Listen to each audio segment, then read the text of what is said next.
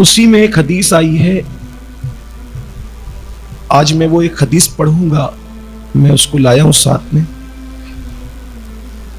اگر اللہ اور اس کے رسول کی باتوں پر انسان کو یقین ہے تو رونگٹے کانپ جائیں۔ کہ روایت میں یہ آیا ہے کہ جب لوگ قیامت کے دن اپنی قبروں سے اٹھیں گے تو بہت کم لوگ ہوں گے جن کے چہرے انسان کی طرح ہوں، بہت کم لوگ۔ کل رات میں نے بیان میں اس کی طرف اشارہ دیا تھا، لیکن چونکہ وہ بیان کا وقت نہیں تھا اور دعا اصل مقصد تھا، تو میری خواہش بھی یہ تھی کہ بیان کے لیے تو کئی راتیں آئیں گی جائیں گی، لیکن دعا کی رات تو وہی ہے، وہ گزر گئی تو پھر اس کا ایک لطف الگ ہے۔ تو دھیان سے اس روایت کو سنیے گا کہ بہت کم لوگ ہوں جن کے چہرے انسانوں کی طرح ہیں جب قبروں سے لوگ اٹھیں، اور جن کے چہرے انسان کی طرح ہوں گے ان میں بھی بہت کم لوگ ہوں گے جن کے چہرے اصلی حالت میں، اور جن کے چہرے اصلی حالت میں ہوں گے ان میں بھی بہت کم لوگ ہوں گے جن کے چہرے چمکتے ہوں۔ اکثر لوگوں کے چہرے سیاہ ہوں گے، ڈراؤنے ہوں گے۔ اس کی وجہ انسان کے اعمال۔ اللہ کے رسول صلی اللہ علیہ وآلہ وسلم کی ایک حدیث ہے جس میں 10 قسم کے لوگوں کا حضور علیہ السلام نے ذکر کیا ہے کہ کون قبر سے کیسے اٹھے گا۔ اللہ تعالیٰ قرآن میں ارشاد فرماتا ہے کہ جب سور پھونکا جائے گا، یوم ینفخ فی الصور فتأتون افواجا، جب سور پھونکا جائے گا تو لوگ فوج و فوج، گروہ در گروہ، قافلہ در قافلہ قبروں سے نکلیں۔ فتأتون افواجا، فوج در فوج نکلیں گے، یعنی ایک قبر میں ایک انسان نہیں ہوگا، ایک قبر سے کئی لوگ نکلیں گے، اور لوگ قبیلے اور گروہ اور ٹکڑیوں کے ساتھ نکلیں گے، اور جن کے اعمال جیسے ہوں گے اس کے مطابق نکلیں گے۔ اب سنیے حدیث پاک کا مفہوم ہے کہ جو روایت ہے جس میں اللہ کے رسول علیہ السلام نے 10 گروہ کا ذکر کیا ہے، یہ خطیب بغدادی اپنی کتاب میں اس کو لکھتے ہیں۔ جو لوگ دنیا میں چغلی کرتے ہیں، چغلی کا مطلب ہوتا ہے ادھر کی بات ادھر کرنا، اس سے سنا اس کو، اس سے سنا اس کو، 80% لوگ اس میں مبتلا ہیں۔ بھائی بھائی میں اختلاف ہے، میاں بیوی میں اختلاف ہے، ساس بہو کا اختلاف ہے، دیورانی جیٹھانی کا اختلاف ہے، اس میں بڑا عمل دخل چغلی کو ہے، ادھر کی بات ادھر۔ اچھا، یہ وہ گناہ ہے جن کا حضور علیہ السلام نے ذکر کیا ہے کہ لوگ ان کو گناہ سمجھتے بھی نہیں۔ آج کل لوگ گناہ کس کو سمجھتے ہیں؟ وہ بھی جو سمجھتے ہیں، یعنی جو گناہ سمجھتے ہیں کہ گناہ ہے دنیا میں، کس کو سمجھتے ہیں؟ شراب پینے کو، زنا کرنے کو، بدکاری کرنے کو۔ اور ایک بات یہ بھی کہہ دوں کہ دوسروں کو کرتے دیکھتے ہیں تو گناہ سمجھتے ہیں، خود کرتے وقت تو کوئی گناہ نہیں سمجھتے، ایسا لگتا ہے جیسے دنیا سے گناہ ہی ختم ہو۔ یہ حال ہے لوگوں، یہ کیفیت ہے۔ لیکن بہرحال جن کو اللہ اور اس کے رسول کی باتوں پر اعتبار نہیں ہے ان کو میں کچھ نہیں کہتا، لیکن جو اللہ رسول کی باتوں پہ یقین رکھتے ہیں ان کا ایمان کانپے، ان کے رونگٹے کھڑے ہو جائیں، ان کو کھانا اچھا نہ لگے۔ یقین جانے، میں نے اس روایت کو بہت پہلے پڑھا تھا تو مجھے ایسا لگ رہا تھا کہ ہم دنیا میں کیوں آ گئے، اس لیے کہ سب سے گنہگار تو ہم لوگ ہیں۔ اصل دنیا میں بھی غالب کا شعر یاد آیا کہ ڈبایا مجھ کو ہونے نے نہ میں ہوتا تو کیا ہو۔ یہ دنیا میں آ گئے، سارا فتنہ یہی ہے ہمارے لیے، سب سے بڑا فتنہ۔ میں اکیلا اگر نہ آتا تو دنیا تو تھی، میرے نہ آنے سے کیا بنتا بگڑتا، لیکن اب آ ہی گئے ہیں تو اللہ رسول کے فرمان پہ عمل کرو۔ پھر آنا بھی بڑی بات ہے، اس لیے کہ یہ دنیا خالی نہیں، کسی شاعر نے اچھی بات بھی کہہ دی ہے نا کہ یہ دنیا خالی نہیں ہے، اس دنیا میں تو اللہ کے رسول بھی جلوہ گر ہیں، اللہ کے محبوب اور مقبول بندے بھی، ہم بھی کچھ اچھا کریں تاکہ اللہ ہمیں بھی اپنا محبوب بنا لے تو اپنا کام بھی بن جائے۔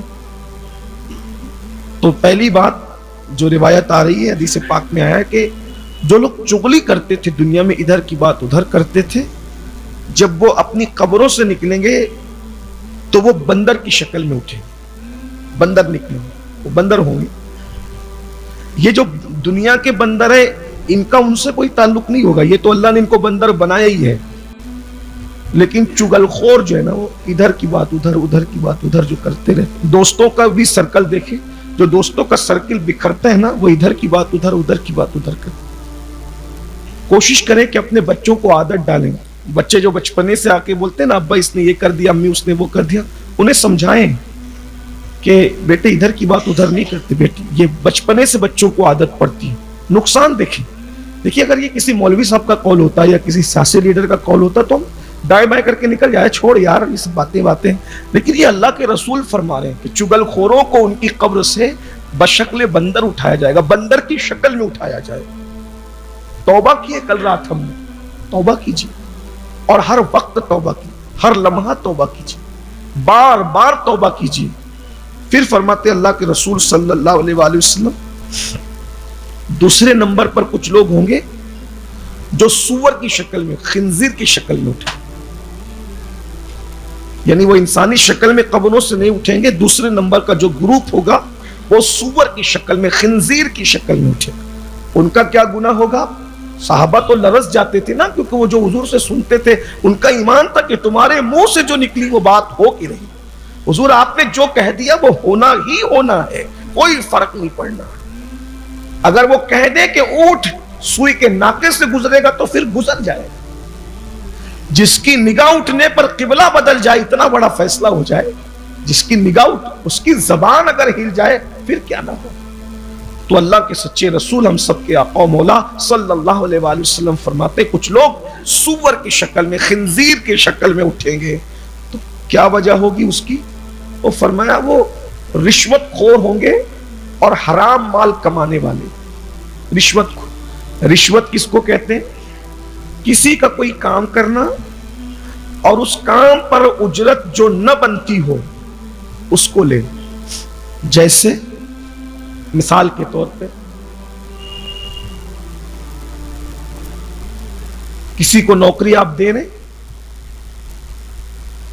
لیکن نوکری دینے کے لیے کوئی ایسا قانون یا کوئی ایسا اصول نہیں ہے کہ آپ اس سے پیسہ لیں۔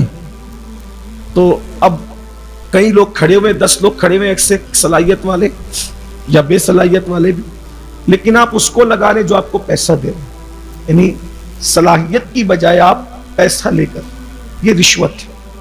اور سنیے یہ بھی آقا فرماتے رشوت لینے والے پر بھی لعنت ہے اور رشوت دینے والے پہ بھی۔ اب کہیں تو رشوت دینا مجبوری ہو جاتی ہے، اس پر علماء سے آپ مشورہ کر لیں کہ وہ کیا فرماتے ہیں، لیکن لینے اور دینے دونوں پر حضور علیہ السلام نے لعنت فرمائی۔ بلکہ مجھے تو پتا چلا ہے کہ اب تو ہمارے شہر میں کچھ لوگ رشتوں کے لیے بھی رشوت لیتے ہیں اور کچھ لوگ تو پنچایت کے لیے بھی رشوت لیتے ہیں، ایسا ہم نے سنا ہے۔ سب کی بات نہیں کرتا، لیکن سننے میں آیا ہے کہ اگر پنچایت کے پہلے یا پنچایت کے بعد ایک پارٹی کا وعدہ ہو جائے تو پھر ظالم کی تعریفیں کی جاتی ہے اور مظلوم کو اور دبایا جاتا ہے۔ ہو رہا ہے، سب نہیں، میں سب کی بات کبھی نہیں کرتا، میں کہہ بھی نہیں سکتا کیونکہ بڑا ذمہ دار یہ محراب ہے، حضور کا محراب ہے۔ یہ منبر اور یہ محراب جو مسجد میں ہے یہ حضور کا ہے، اس لیے یہاں کھڑے ہونا بھی بڑی ذمہ داری کی۔ جس پہ حضور مسجد نبوی میں بیٹھتے تھے وہی منبر رسول نہیں ہے۔ کائنات میں قیامت تک جہاں منبر سجے گا وہ سب منبر رسول،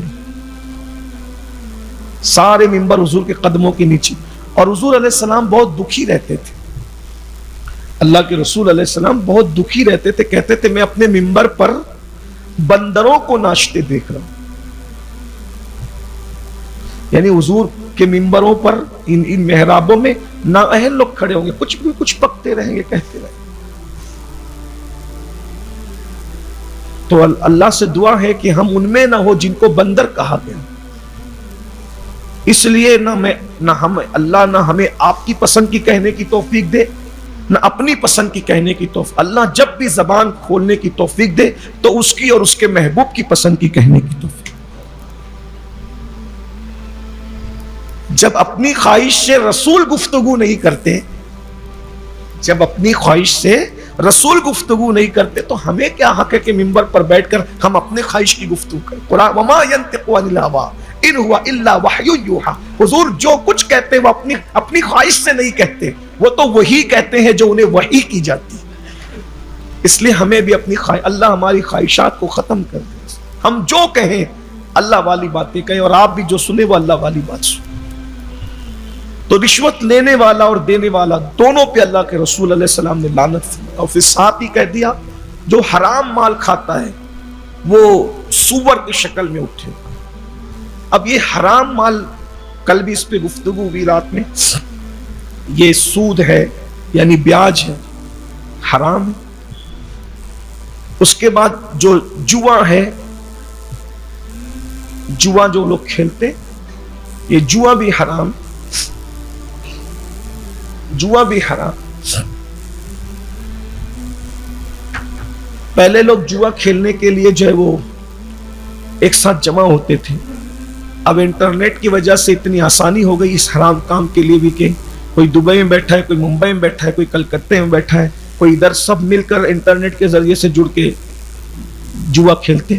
یہ بھی حدیث پاک کا مفہوم ہے. حضرت امام غزالی نے لکھا ہے، یا غالباً امام غزالی نے کہیں سے روایت بیان کی ہے، حدیث سے مرفوع نہ ہو، اس پر مجھے اطلاع نہیں ہو سکی، لیکن امام غزالی کی یہ بات بالکل یقینی ہے. انہوں نے لکھا ہے کہ جو